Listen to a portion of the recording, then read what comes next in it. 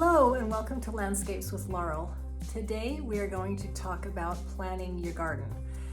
We're just a few weeks into January and it's a perfect time to start planning what you want to have in your garden. We're talking about a vegetable garden this time, not the general landscape. We can do that a little bit later, but just wanted to walk you through the steps that are needed and things to think about as you are planning your garden. So the first thing you want to write in your journal is the last frost dates of the year in the spring, and then the first frost date in the fall.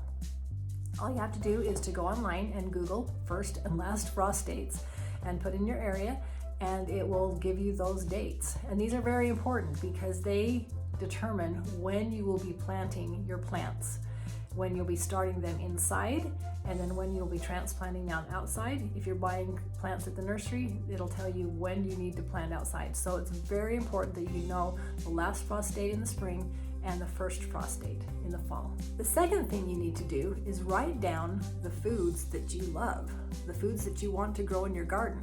And even think about some of your favorite recipes. Can you grow part of that recipe in your garden? Don't forget about the herbs and the spices and things that you might be able to grow, like the rosemary and the thyme, the garlic, things like that you use in your recipes. Grow them in your garden. And so make a list of everything that you want to grow and that you love to eat. The third thing that you need to do is to determine your budget. How much money do you have to spend on your garden, or how much money would you like to have to spend on your garden this year? And there's some things to consider. How much are you going to spend on seeds? Are you going to buy most of your plants from the garden center and then just transplant them? Are you going to plant in raised beds or in containers? Are you going to plant directly down into the ground? Do you need to buy compost? Do you need to buy potting soil? Do you need to buy fertilizer?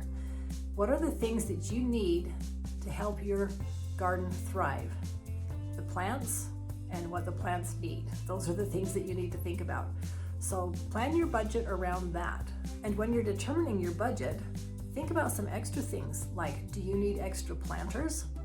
Do you need a watering system? Do you need anything extra that you don't have right now that you would like to add to your garden? Make sure you put that all down and list the price and see what your budget's going to be. You might have to take some things off your budget, or maybe you could add some things on depending on how much you have. But think about that, of what do you actually need to start your garden and to keep it going throughout the year. The fourth thing that you need to do is to plan where you're going to plant all of your plants. So are you going to plant tomatoes? Where are they going to go? Are you going to plant onions? Where do they go? Are you going to plant lettuce? Are you going to plant beans? Are you planting zucchini? There's a whole bunch of things that you might have on that list that we did earlier about what you loved to eat. Now you have to decide where are you going to put those things. And think of the plants getting big when you're planting and planning it out. So you might want to say that I want to plant 6 watermelons, and you put them right next to each other. Well, watermelon spreads, and so you're going to have room for those big watermelons, or if it's pumpkins. Think about where you're going to do that. For viney plants like that, for cucumbers, for squash, for watermelon, I grow them vertically, and that gives me a little bit more space. So think if you want to do that. If you're not going to grow them vertically, you're going to need some space to let those things spread out. So that's very important. Think about the area you've got and what you want to add to your garden. Another thing to think about when deciding what your garden is going to look like and where you're going to plant is, what are those things that you can plant twice or that you can overlap?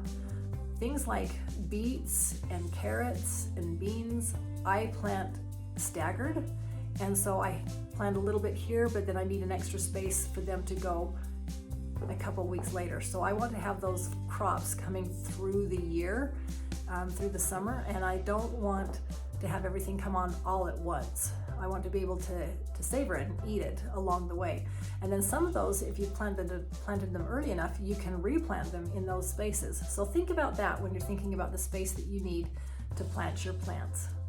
The fifth thing you need to know for your plan is when to plant. So going back to step number 1, the last frost date, that is going to determine when you get to plant your plants this year. So go back to that, and what I do is I look at the back of the seed packets and they tell me when I can plant those plants. Most of the things that I plant, I can plant directly into the soil. I don't have to grow them inside first, and so it tells me how to do that. So some of these on here, it says that there's 2 to 4 weeks before the last frost date. You can start planting those seeds out there. There's some of 1 to 2 weeks before. There's some that you're saying it's recommended that you plant these, start them inside and then transplant them. So the back of the seed packets tell you when and how best to plant your seeds. And that's what I go by, and it's worked really, really well for me. And this one over here, it has a map of the time, so it shows that this seed can be planted in May and June, and that's going to keep it safe so it doesn't have the frost concerns. So knowing when to plant is going to be very, very important, and this is going to take some time, because you're going to say, okay, this one has to be grown inside, and I can do it, I can start it now so that I can transplant it outside 2 weeks after the last frost date, or I can plant it directly outside. So just make sure you're looking at your frost dates, because that's going to determine when you get to plant. And as we talk about seeds, I just want to share some fun little tidbits with you on that. You can plant your seeds that you have left over from last year. You don't have to throw them out. They don't, even though they have the recommended date. Most of them are going to germinate. Some of them may not, but most of them are. So go ahead and plant those. I went to the hardware store last fall, and I actually got a whole bunch of seeds just for fun for 10 cents a piece. I got some zucchini. I have sunflower. I have some herbs. Some flowers, some things that are just, I thought would be kind of fun to try in my garden, and it's not going to break the bank because I only spent $10 cents per packet. And then also I've harvested some seeds from the things I grew last year, from some of the squash that I've grown. I've got some onion seeds that I'm going to try this year.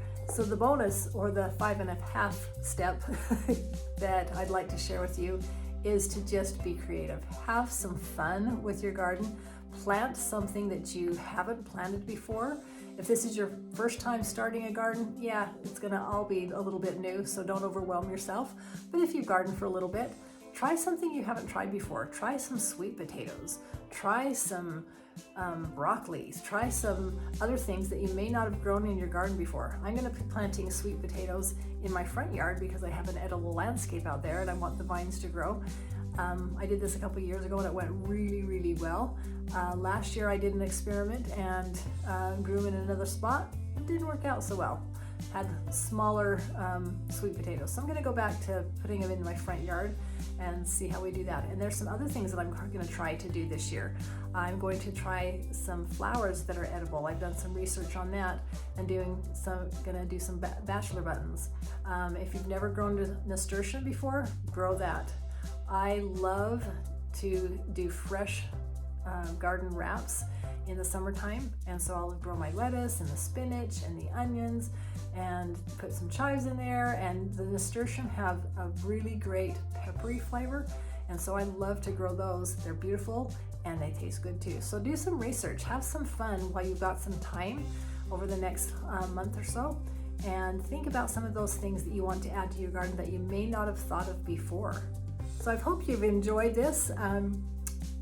Thinking about your planning of your garden, I hope this is an exciting time for you as you plan what you're going to grow and to do and to experiment with and what's going to be new in your garden. Have fun with it and put in the comments below what you're going to do and plan. We'd love to hear about it and share those experiences with each other. So thank you so much again for joining us today, and remember, keep growing.